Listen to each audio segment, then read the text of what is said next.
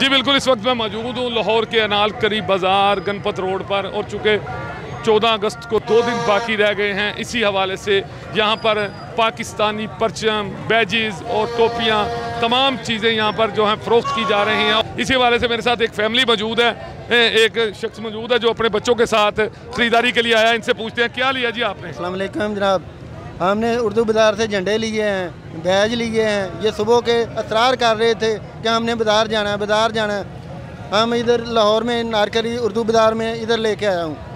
शुक्रिया जी बिल्कुल, इसी तरह बच्चे भी मेरे साथ मौजूद हैं। आपने कुछ ख़रीदा बेटा, क्या क्या लिया है। ये झंडियाँ ली हैं, ये झंडियाँ ली हैं, झंडियाँ खरीदी हैं।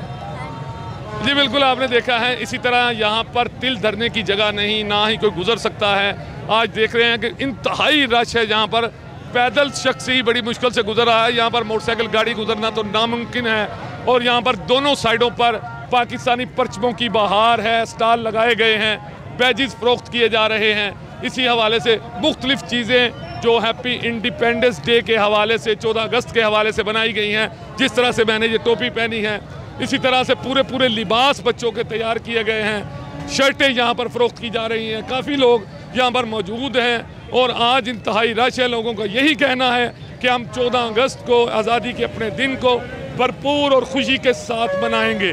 जी।